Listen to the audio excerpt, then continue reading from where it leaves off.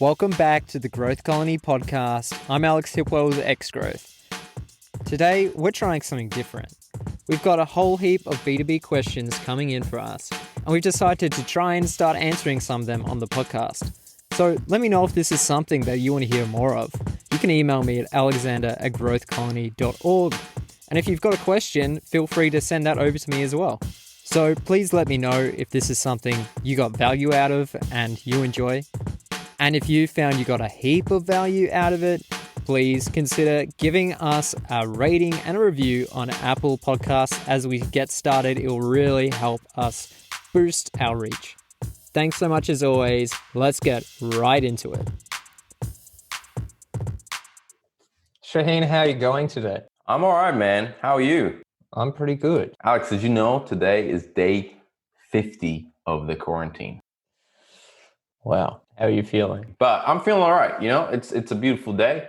It's sunny. It's I've started talking to my plant. That's a normal thing in quarantine. I don't know if you've started doing that. It's you got a plant over there.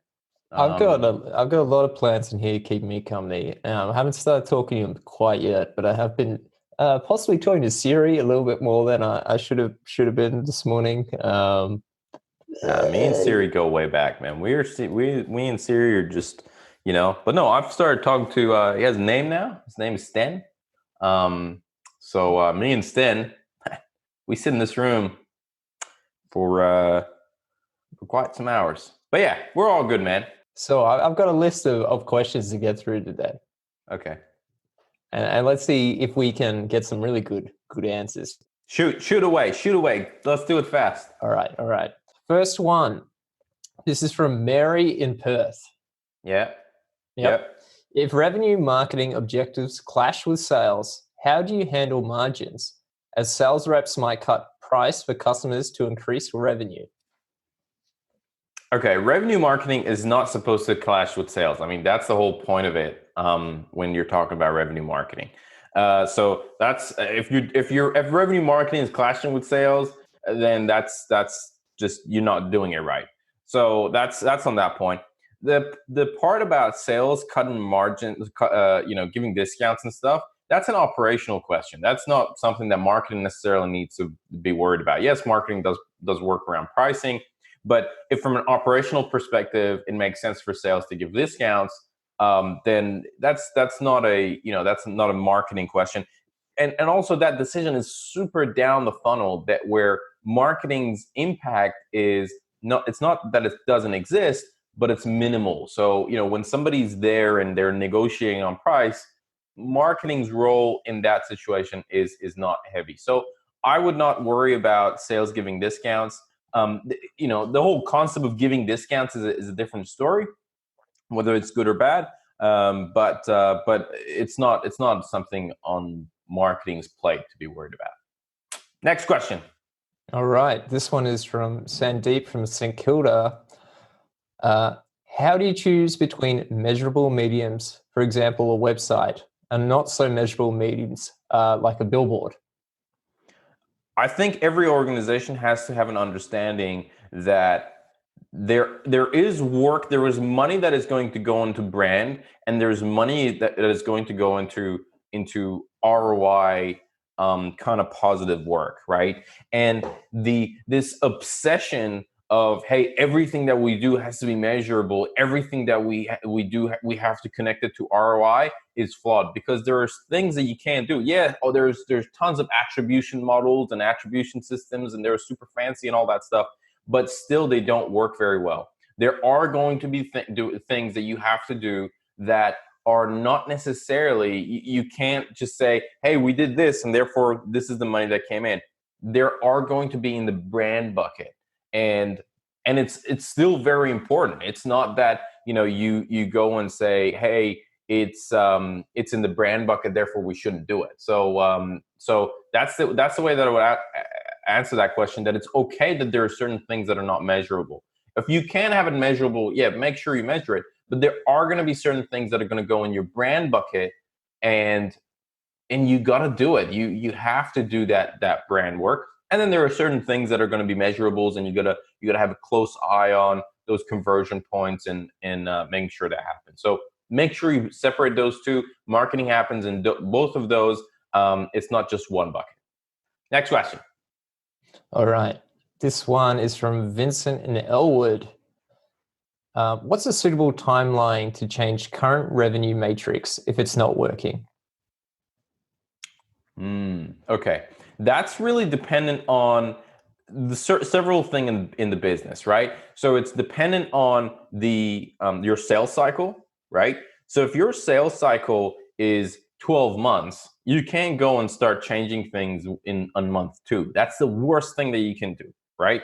But it's also important in terms of what metrics you're measuring. So if you, for example, have a long sales cycle, you have to have metrics that are short-term, medium-term, and long-term. Because what you don't want to happen is, someone comes and say, it happens a lot, right? CEO comes in and say, marketing has to be measured on revenue.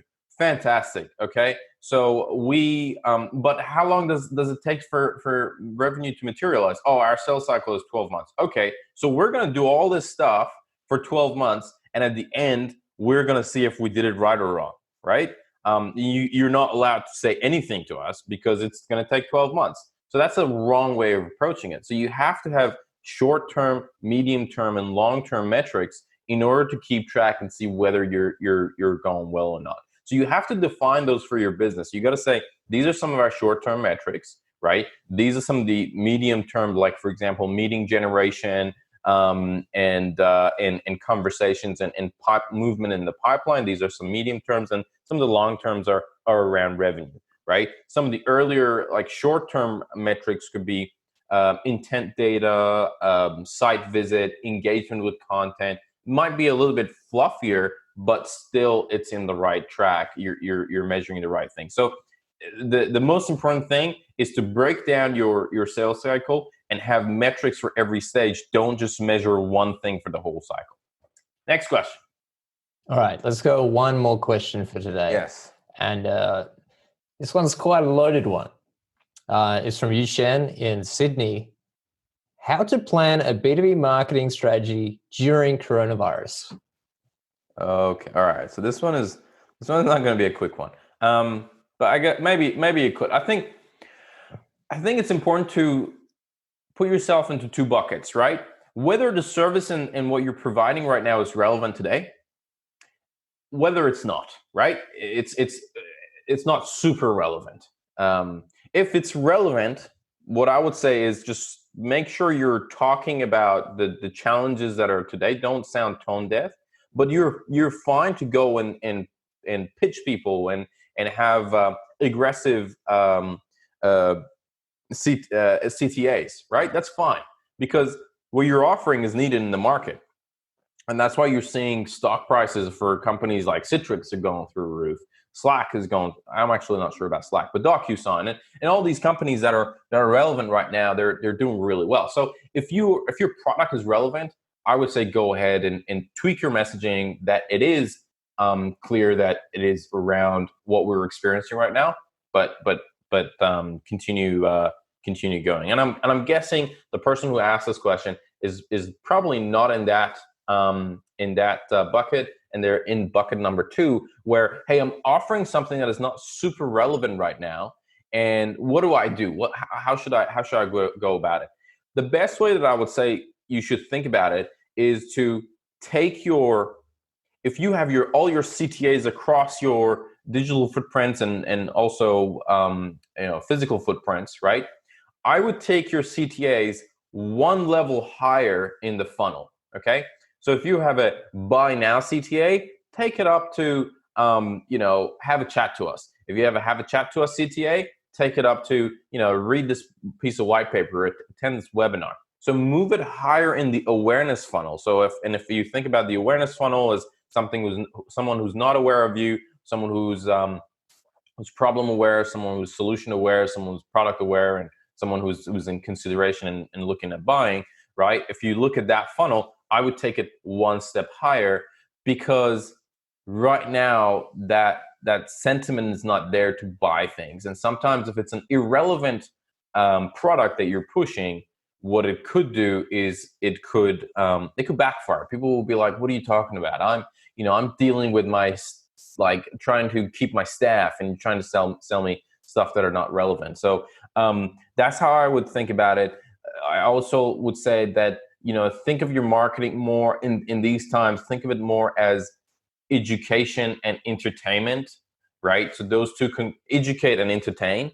And the main reason you want to do that is you want to stay top of mind, because this is not going to last for forever. We're going to come out of this and people are going to start buying the services that you're offering. So what you want to do is you want to stay on top of mind in these times.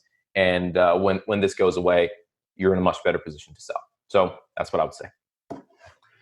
I think that's good. We got 4 questions in. Yeah, that was good. Number. So let's leave it at that for today. And if anyone else has any more questions or B2B questions they want to answer during coronavirus or just B2B in general, send us an email, alexander@growthcolony.org, and we'll answer them, won't we? We'll do that. See ya.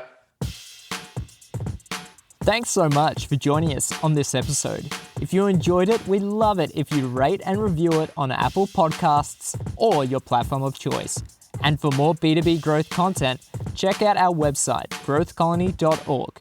Looking forward to seeing you in the next episode. Have a great day.